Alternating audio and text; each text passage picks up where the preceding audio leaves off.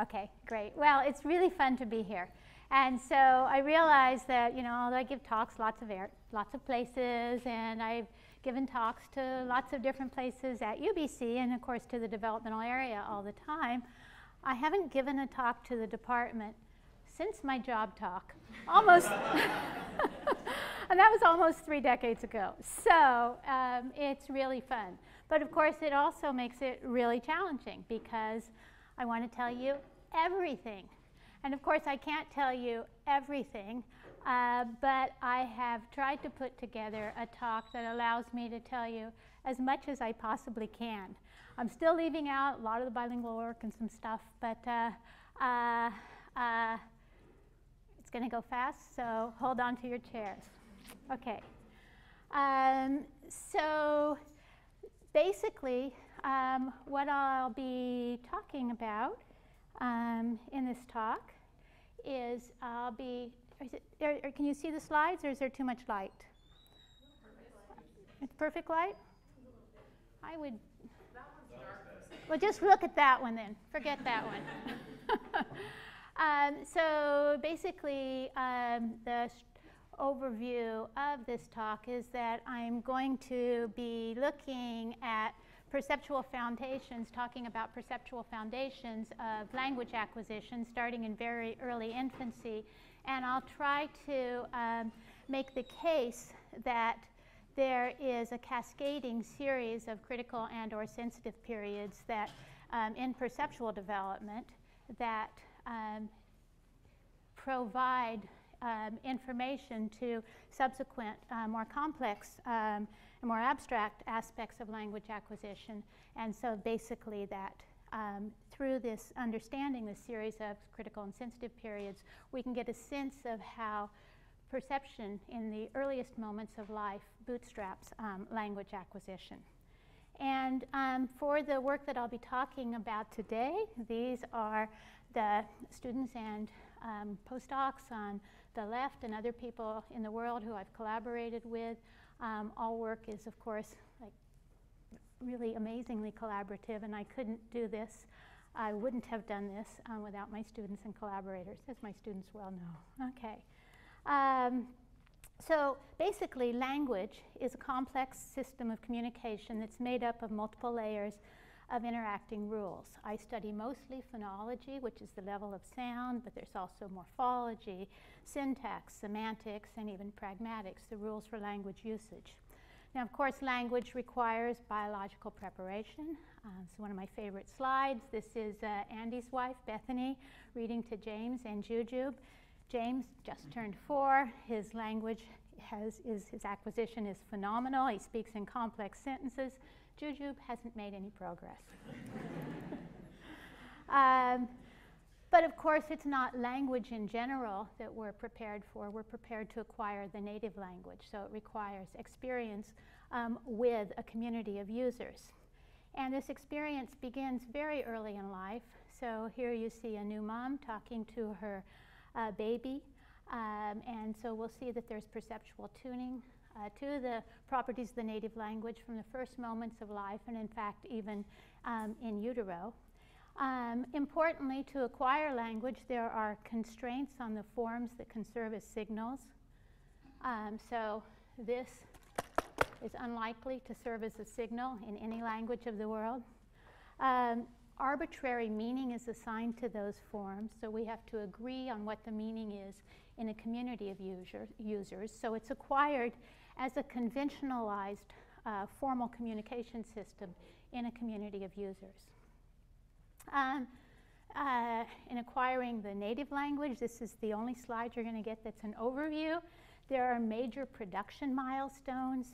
Babies do reduplicated babbling, ba, ba, ba, ba, ba, by 8 months. Their first words by 10 to 12 months or so. They're combining words into little sentences by around 18 months, and they have complex clauses in sentences by 2 to 3 years. Comprehension begins much earlier. We now know that babies respond to their name by 4 months, and really, really common words like feet and hands, and they recognize even more common words by about 6 months of age. So understanding is much earlier in infancy than we once thought. And again, what the thesis of my talk is and my work is that perceptual attunement provides the first steps, and it builds on this already present biological foundation. Okay, so a theme then is that we're prepared by biology to acquire language, but of course it's the native language that we have to acquire. So how do preparedness and experience work together? At the level of anatomy, this is a DTI rendition of the language tracks in the adult brain. And you can see it's more extensive than, again, we once thought. But this is a newborn brain. And as you can see, a lot of the foundations, a lot of the tracks are already in place. And indeed, much of this is in place by 29 weeks gestation, as Landa Hahn's work suggests. But of course, with experience and development, there is elaboration on this basic foundation. And one thing I want you to notice and to sort of remember for the end of the talk, that part of what you see in the newborn is tracks that connect the auditory to the motor areas, to the premotor cortex, even prior to oral motor use. Okay, there's also a lot of evidence for preparedness at birth in terms of functional neuroimaging studies. So this is I'm going to talk about a classic work, classic study by Marcela Pina and her colleagues, where they used near-infrared spectroscopy, which is a really safe, non-invasive neuroimaging technique that we use as well, where you basically shine light of the right wavelengths on the brain, and you can measure relative changes in oxy and deoxyhemoglobin as a function of use and get a sense of what areas of the brain are involved in a particular task. So using this neuroimaging technique, what Marcela did is Marcela and her colleagues, is they presented newborn babies with forward versus backward speech. And what they found is that there was a bigger response to forward than to backward speech in the classic areas of the classic language areas of the brain, even in newborn infants. And so they argued on the basis of this that the newborn brain is prepared to acquire spoken language even at birth. However, they tested Italian infants with Italian language. And so these babies, even though they were newborn, had been hearing Italian throughout gestation. So it's possible that this organization that we see is an effect of experience. So in my lab, Lillian May has been addressing this question by testing newborn infants on forward versus backwards native language. These are English exposed newborns, so forward versus backwards English, as well as forward versus backwards unfamiliar language, Spanish. And so I suppose I could play some forward Spanish for you and some backward Spanish. So the newborn babies hear these selections, and then we again use near-infrared spectroscopy to look at the neural response. And to summarize this graph, what Lily has found is that there's a bigger response to forward versus backwards English, but not to forward versus backwards Spanish. They're both treated as language-like, but you don't get the difference between forward and backwards. So there is an effect of experience on this organization. So is it driven entirely by experience then?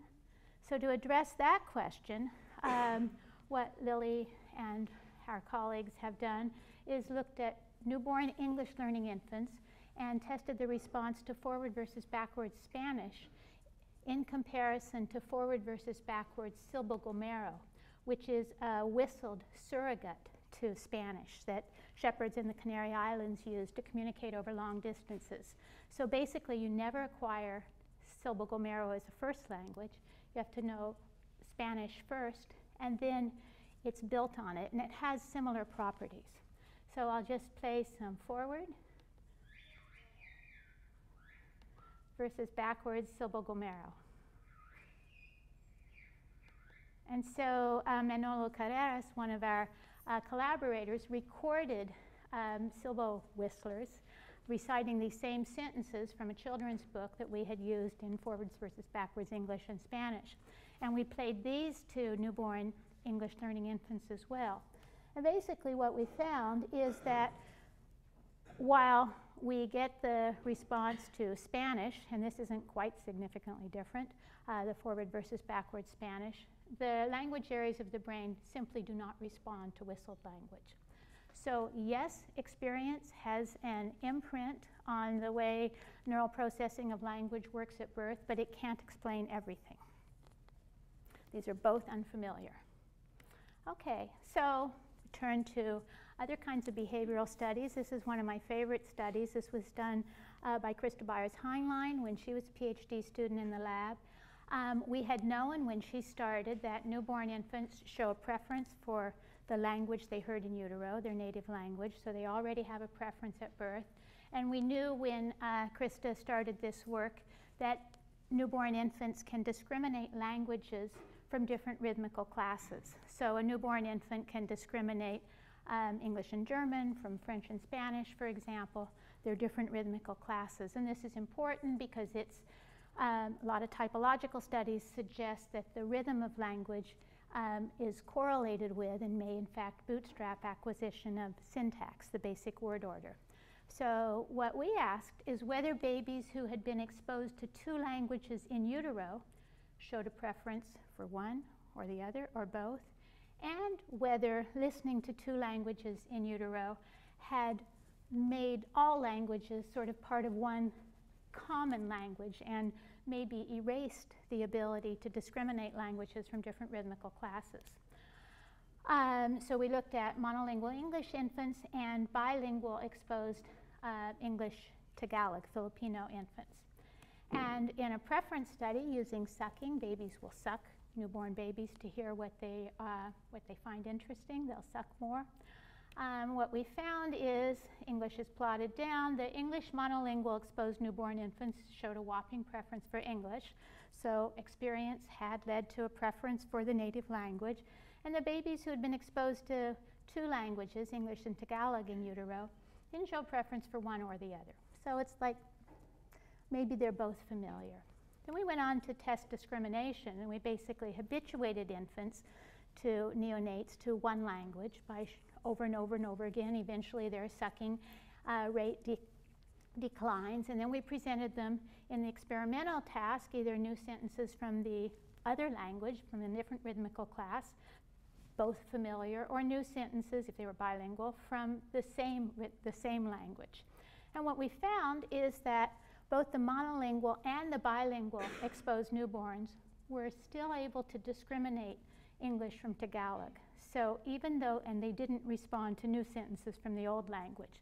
So even though they had heard English and Tagalog throughout pregnancy and judged them both to be familiar, it hadn't overwritten this preparedness to discriminate languages that have different rhythmical properties. So basically what we concluded from this study is that experience makes you listen to the language of your community, even experience in utero, you attend more to that, but that some of the predispositions that support language acquisition just can't be erased easily, at least, by this kind of experience. And in fact, in a subsequent study, Judith Gervain and I found that by 7 months of age, babies who are growing up bilingual with languages from different rhythmical classes, here we see a bilingual Japanese English learning baby, can use the rhythmical and other prosodic aspects of language to parse an artificial language into 2 different word orders, as are correlated with the rhythmical properties of those languages.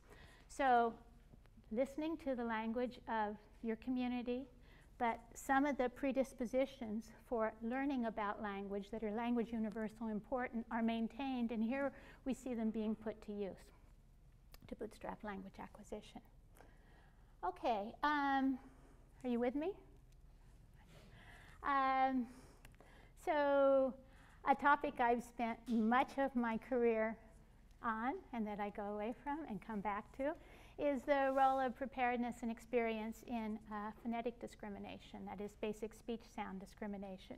And in some work that I did for my PhD thesis with Richard Tees, we compared English and Hindi learning babies on their ability to discriminate some of the consonant sounds that are used in Hindi that are not used in English. So these might be kind of quiet, but let's see if you can hear the difference between and not so much. If I have particularly multiple ones from each category. And so that's a distinction, da, that's used in Hindi, that is as discriminable to a Hindi speaker as is ba, da to an English speaker. But we as English-speaking adults have difficulty with it. And what we showed a gazillion years ago using a conditioned head turn procedure is that at young English learning babies, and now this has been done at birth in other studies by other people, here we have 6 to 8 month old English learning babies can discriminate these two Hindi D sounds, but they stop doing so by 10 to 12 months, whereas babies who are growing up in a Hindi learning environment maintain them. Okay, so this is the one that would have been presented without citations. Makes me crazy, actually, but doesn't matter. This is an example then of something that a lot of people now call perceptual narrowing. I love that phrase, but it's pretty useful.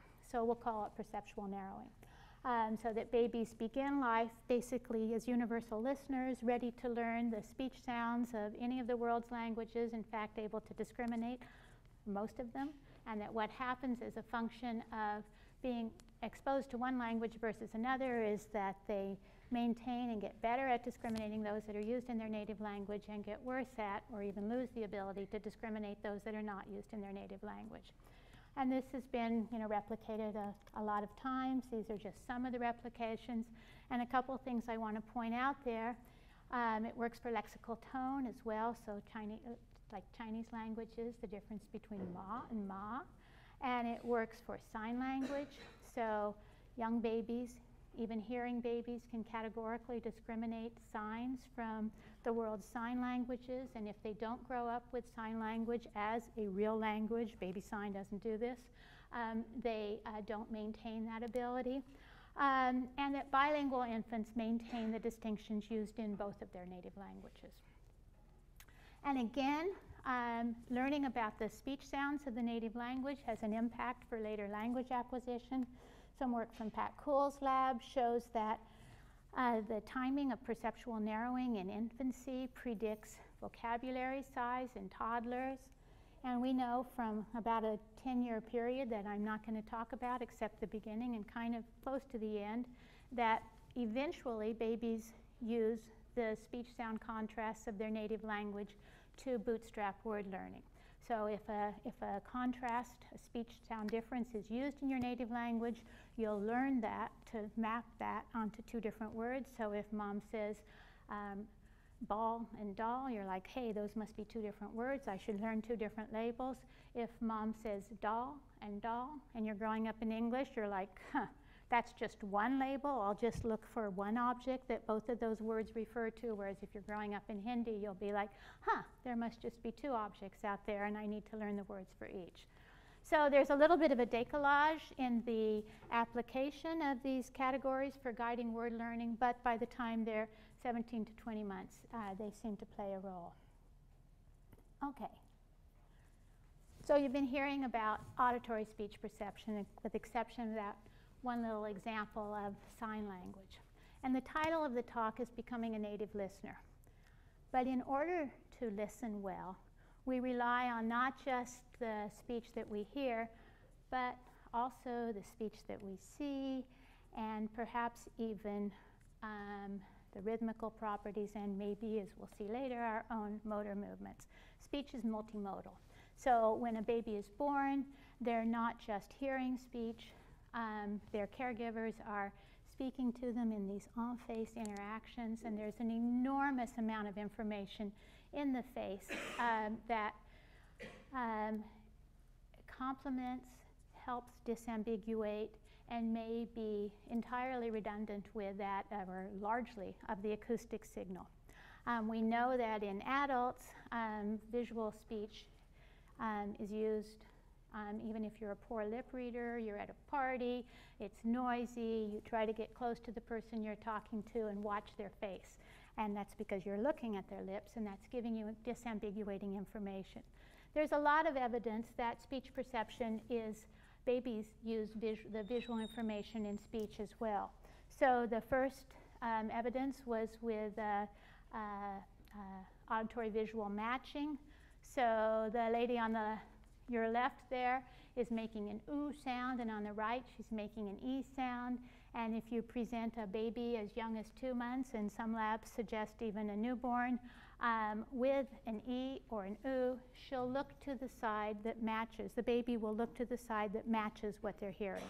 So they can do this bimodal matching very early in life. And there's other evidence of visual influences on speech perception as well. So from almost as early as they can be tested, and as I said, from some labs, even newborns, babies seem to be able to match the heard and the seen visual signal. And importantly, there's perceptual narrowing here as well. So this is work from a Spanish group, they're on Pons, and his colleagues, plus David Lefkowitz, who's not Spanish. And they tested Spanish and English babies of 2 ages on their ability to match ba and va. This is important because there's not a va in Spanish. And so will it be maintained? And what they found is that at 6 months, both English and Spanish learning babies can do this auditory visual matching. But by 11 months of age, only the English babies have maintained this sensitivity. So there seems to be perceptual narrowing of auditory visual speech as well.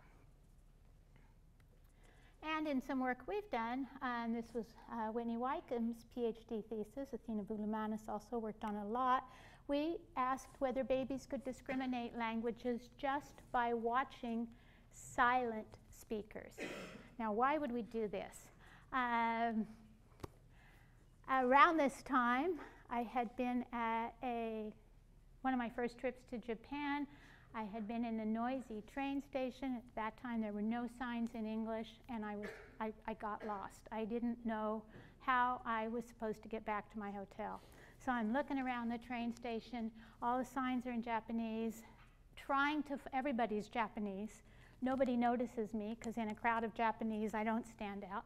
And so I was desperately trying to find somebody who could help me. So scanning the crowd, looking for an English speaker. And Nuria Sebastian Gallus had similar ideas, etc. So we basically asked whether babies can discriminate languages just by watching silent talking faces. So we filmed these 3 bilingual French-English speakers, and then we turned the sound off. And we basically played these sounds, these stimuli to adults and babies. So, which side is English? Which side is French? How many people think that this side is French? How many people think that this side is English? Okay, so more than half of you got it right, but nowhere near 100%. And that's about what adults do. You perform just better than chance. We get about 57, 58% correct. You're pretty bad, and you think you've guessed.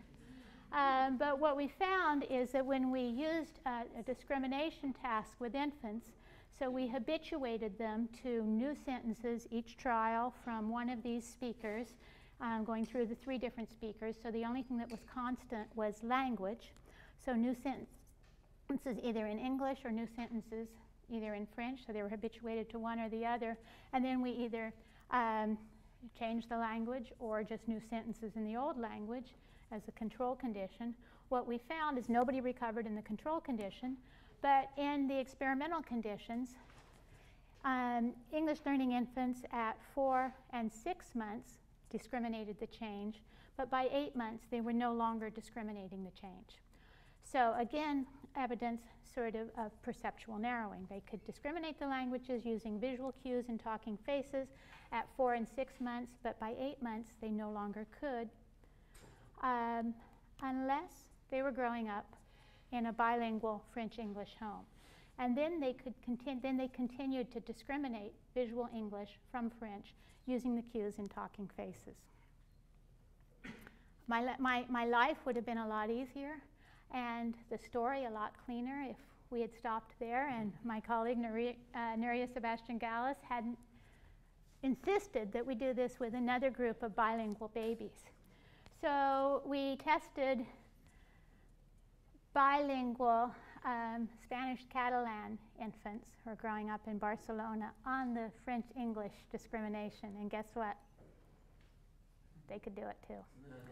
Okay, so, and the monolingual Spanish or Catalan babies couldn't. So it's not just perceptual narrowing, at least in the bilingual infants.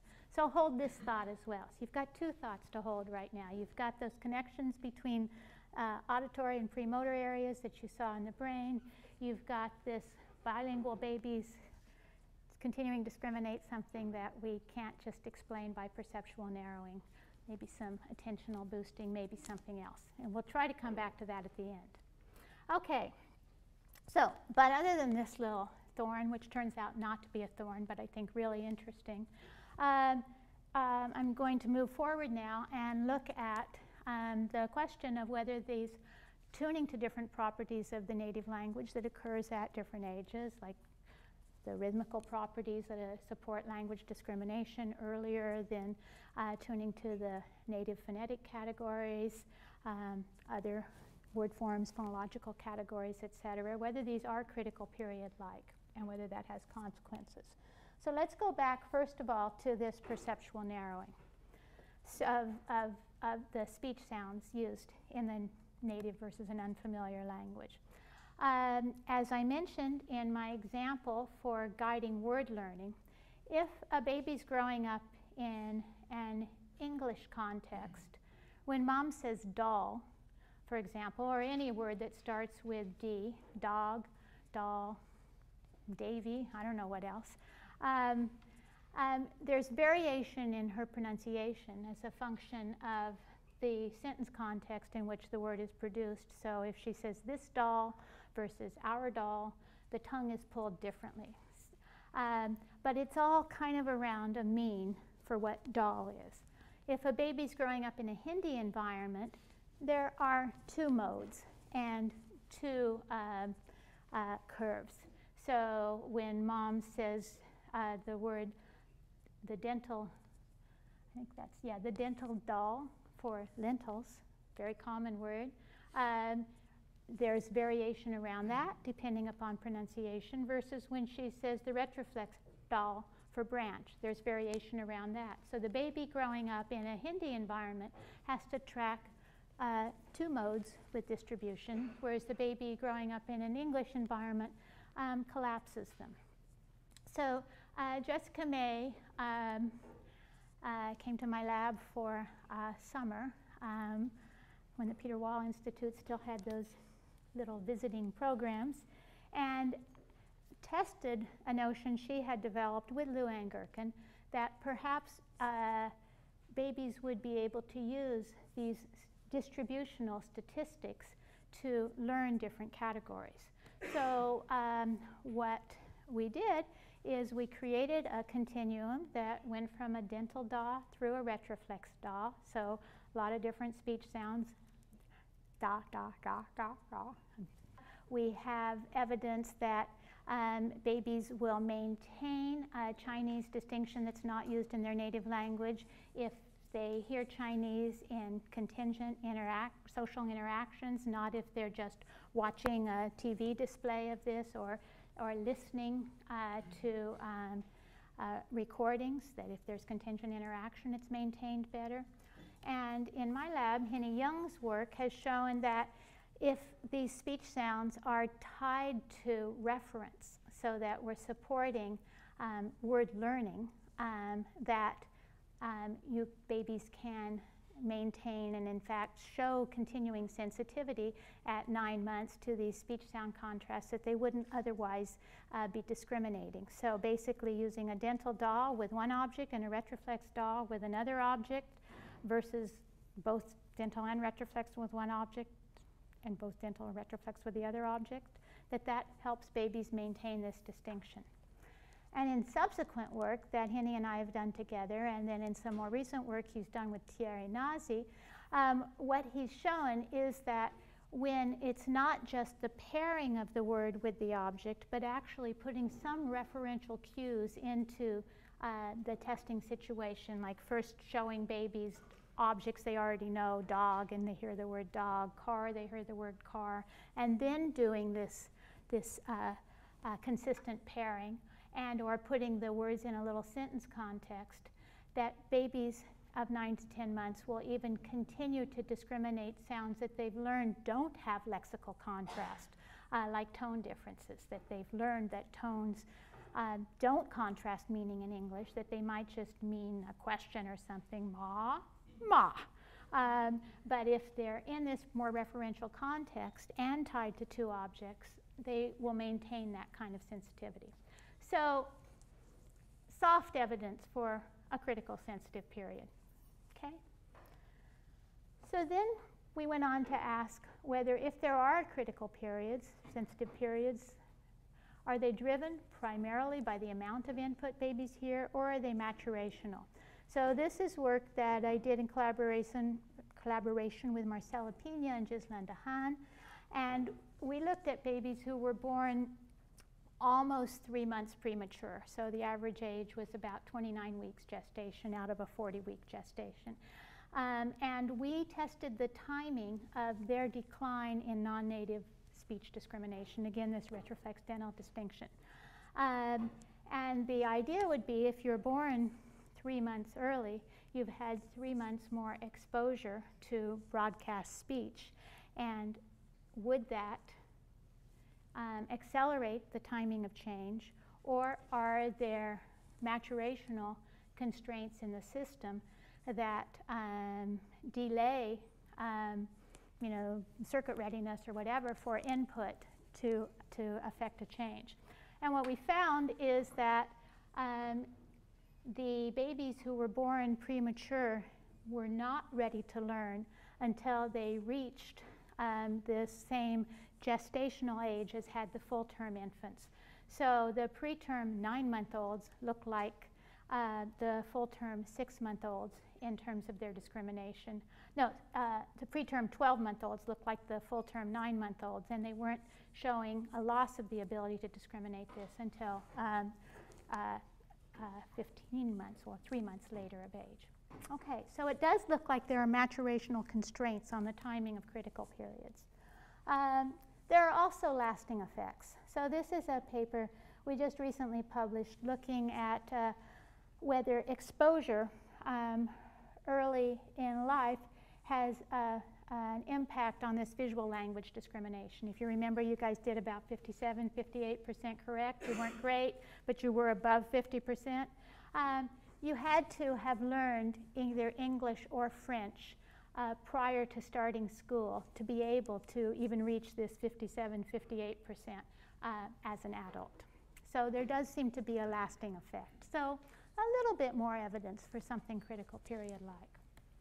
Okay, so I've been talking about critical periods. What is a critical period? And why would a developmental psychologist be even standing up here using the phrase critical period when everyone has known for at least 25 years that there really aren't critical periods? Well, I think that's wrong. Okay, so first of all, we know there are some critical periods in the visual system. There are some critical periods, looks like for health, illness, risk of diabetes, etc. And I'm going to try to make the case. I think there is increasing evidence that, but we know there's plasticity throughout the lifespan. How can this be? So one of the reasons that people have argued against critical periods is we know that as soon as we find a critical period, particularly for some complex behavior or parts of a complex behavior like language, that people will provide evidence of this happening earlier in some populations under some circumstances, that it opening later in other populations under other circumstances, that under certain circumstances it can be extended or narrowed. There are some populations in which critical periods seem to never close. some in which they seem to never open. How and why might this be?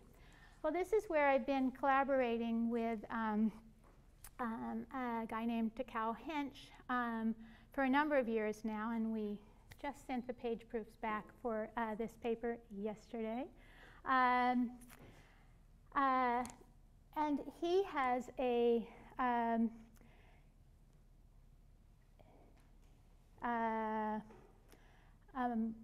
circuit level model of what critical periods are and how they work.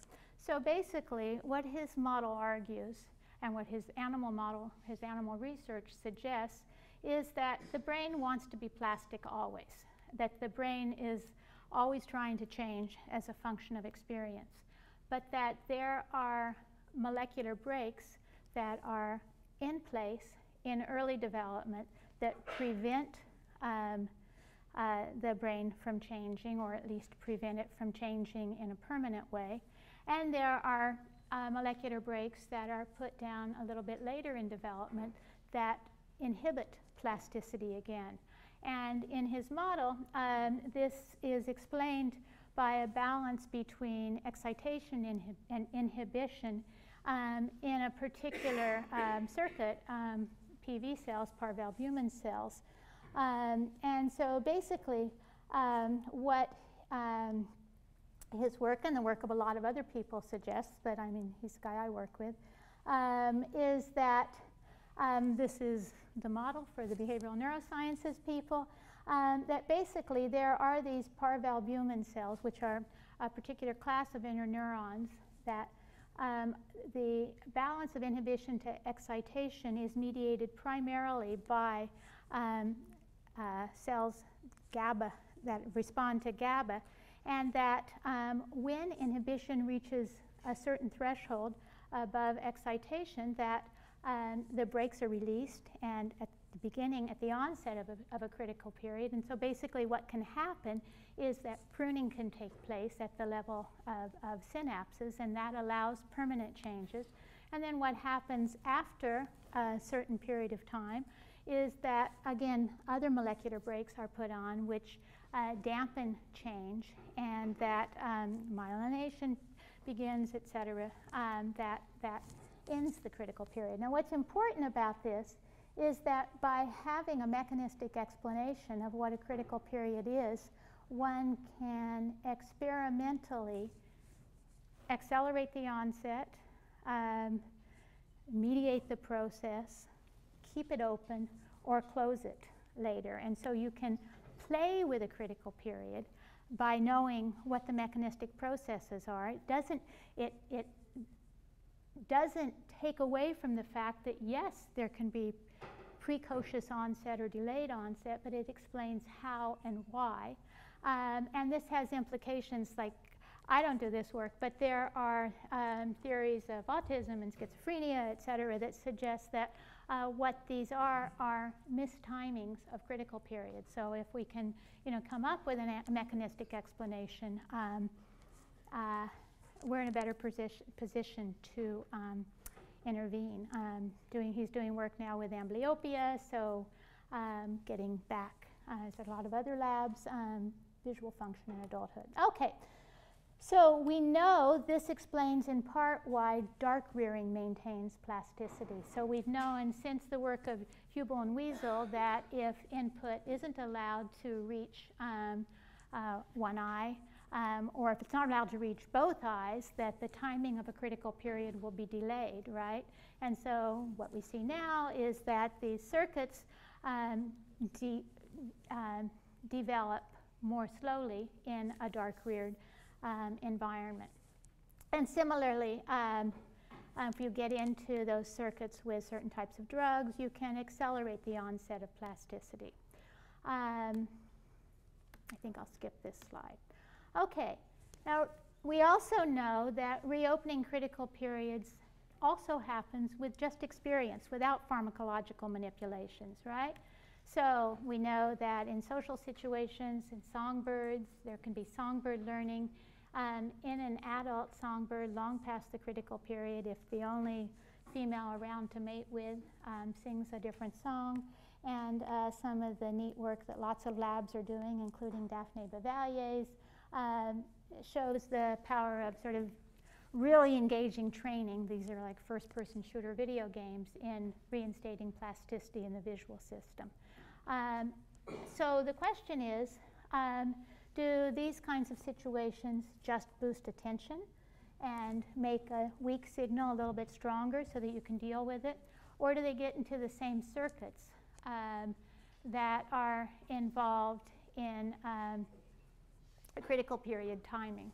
We've done some of this work behaviorally, and Laura Petito's lab has work suggesting that when they maintain sensitivity to these non-native contrasts, bilingual infants are using frontal circuits more than monolingual infants. So definitely attentional processes, but are they getting into those circuits?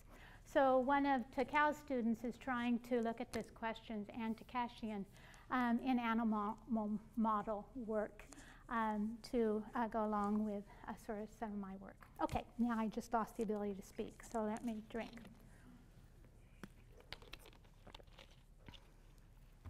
So a lot of what we're doing now is trying to understand how experience and what kinds of experience can alter the timing of critical periods in speech perception development, and whether that has an impact. These are some of the kinds of things that we've looked at, and one that I want to talk to you about is the role of maternal depression and SRI exposure. SRI stands for serotonin reuptake inhibitors. They're not all selective serotonin reuptake inhibitors. Okay, why maternal depression and SRIs?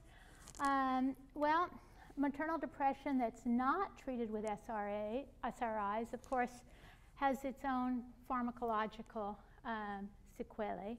So it changes circulating serotonin levels, but it's also correlated, maternal depression is also correlated with a very different manner of interacting with a child. So there's less infant-directed speech, there's less contingent interaction, period, there's less joint attention, so moms say just as much, but not with infant-directed speech, and if the baby's looking at this, in a lot of typical mother-child interactions, the mother will label what the baby's looking at.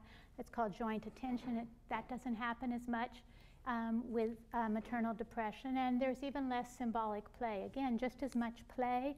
The quantity isn't different, but the quality is. So could this be a kind of dark rearing? And this is not to, this whole section is not to blame mothers.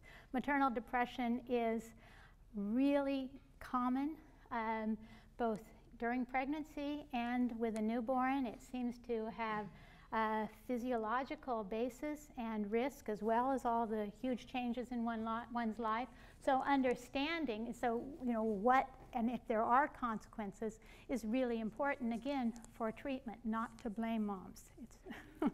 Okay, so is this like dark rearing? So that's maternal depression that's not treated with SRIs. Maternal depression that's is typically treated with SRIs today. Until maybe 7 years ago, we were pretty confident as a community, a medical community, that SRIs were entirely safe. Not so confident anymore. There's work, I don't think there's any drug that doesn't have consequences. That doesn't mean somebody shouldn't get treatment, but you just want to know what the consequences of the different types of treatment are that you're selecting to get before you make a choice. So there is evidence that SRI exposure, this is animal work, changes cortical maps. This is in the primary auditory cortex. And it also makes the animals more neophobic and anxious, so they explore less. But there's also evidence, and an increasing amount of evidence, that serotonin reuptake inhibitors get into, enhance the response to GABA in those same circuits that play a role in critical period timing. And that basically that serotonin can get into those circuits and open critical periods earlier. So there are a couple of reasons that maternal depression not treated with SRIs might, if it's like dark rearing, what might it do to the timing of change? Might slow things down. And there are a couple of reasons why exposure to serotonin reuptake inhibitors might just change stuff, period, or accelerate the timing. So in this study, which was done, do I have that on there? Did I lose that? This was done collaboratively with Tim Oberlander at Women and Children's Hospital, who studies maternal depression, and it was his cohort.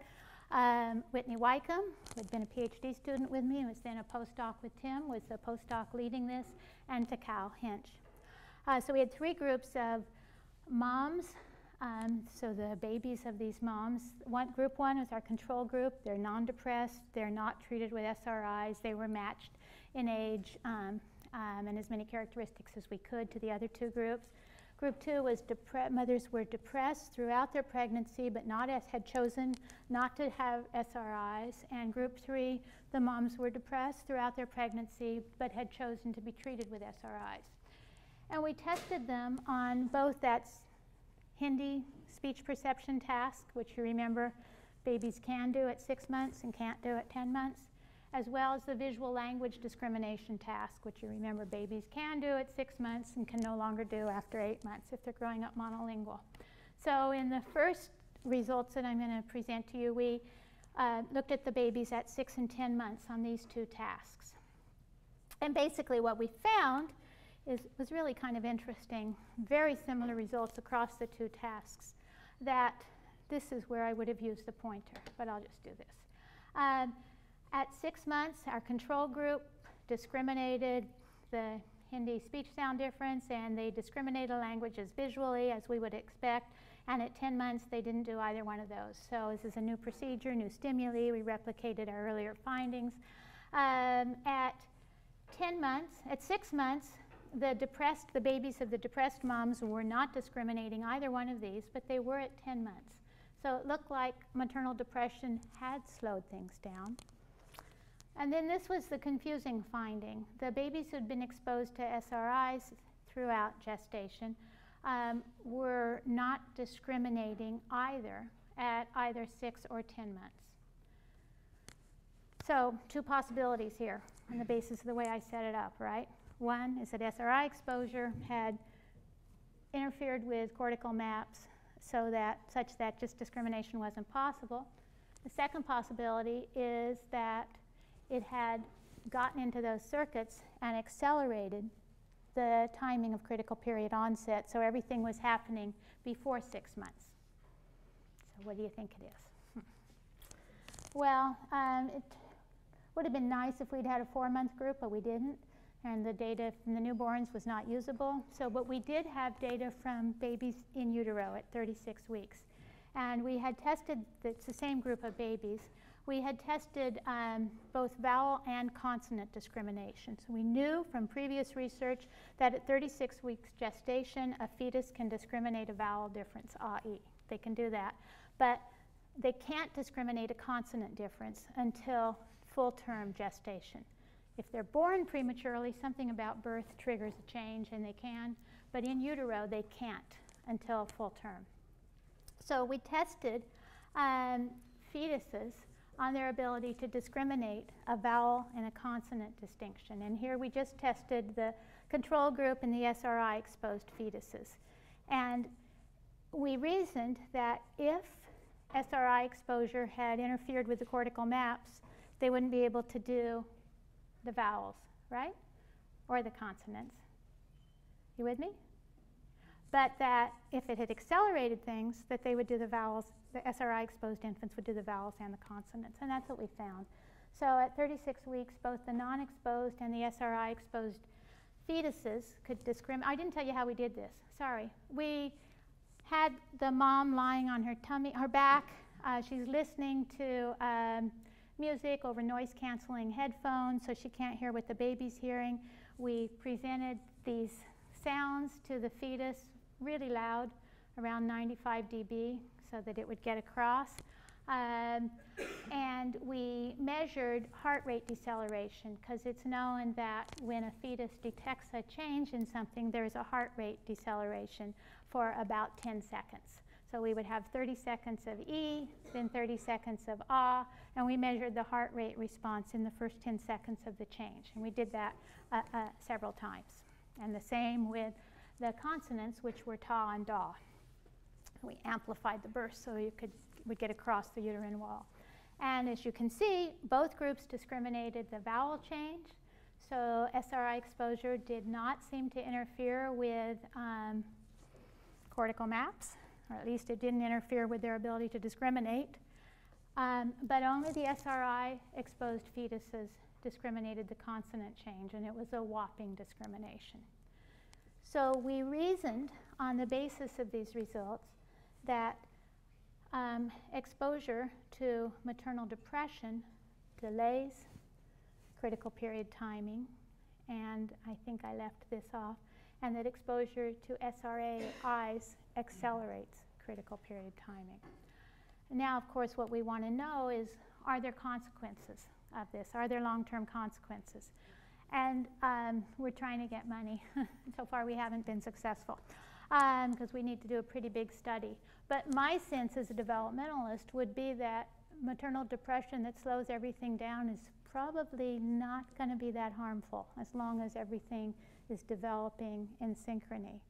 But if SRI exposure is making one system develop ahead of when cognitively and socially we're ready for that changed category, that could have consequences. But that's just a hypothesis, so we have to test it. Okay. I should have stopped here, but this is what I've been doing. So I have to tell you what we are doing. So hang in there with me for 5 more minutes.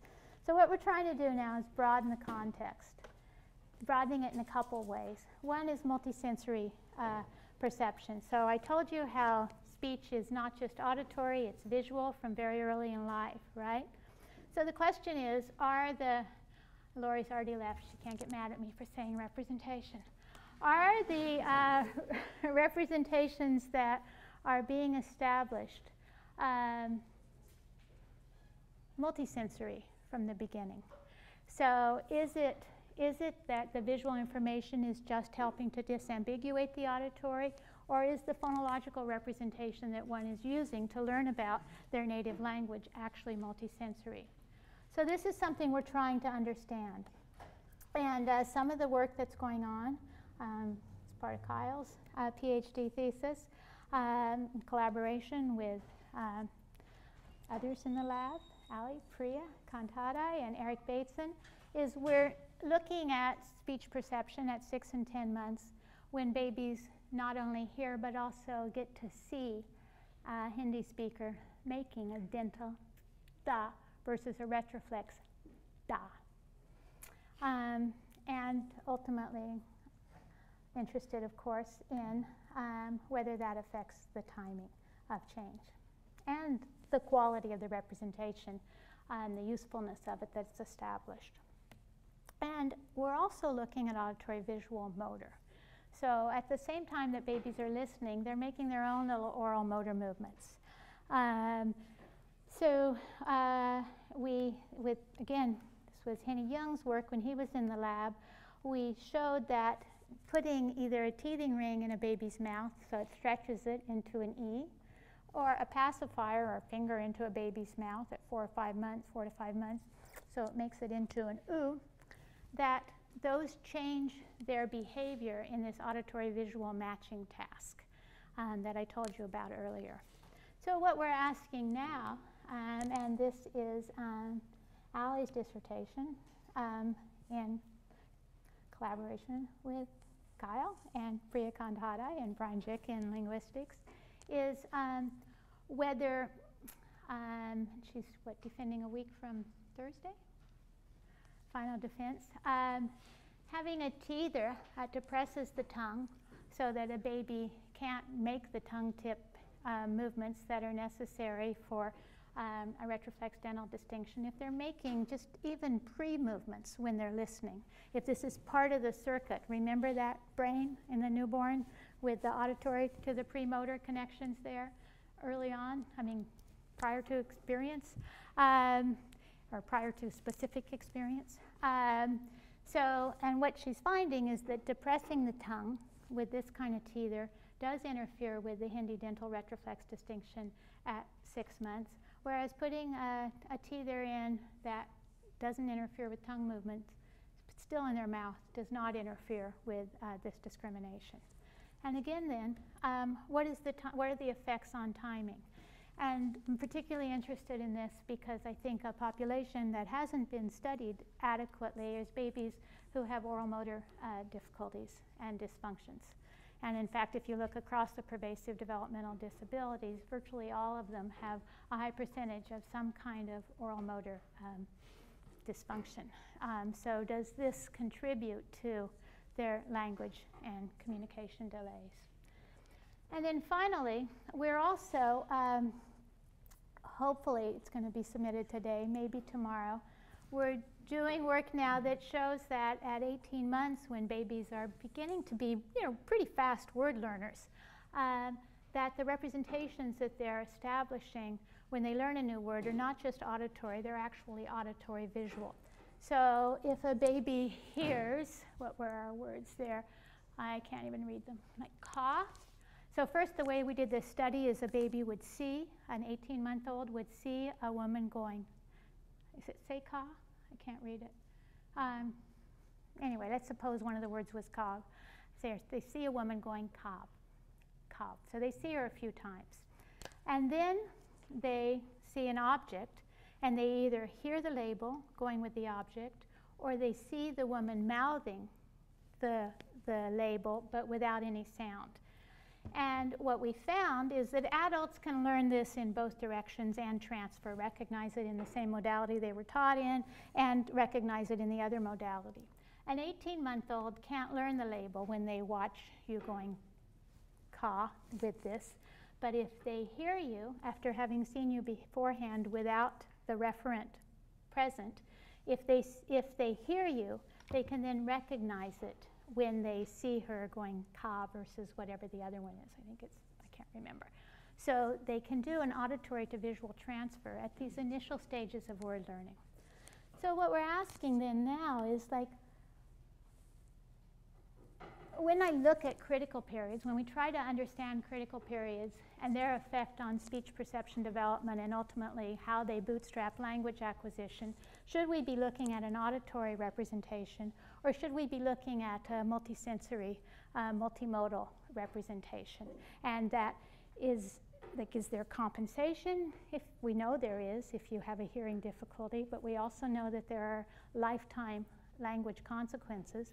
Is there compensation if you have a visual deficit from the other modalities, or are there lifelong deficits? And is there compensation, or are there lifelong deficits, and which, if you have an oral motor deficit?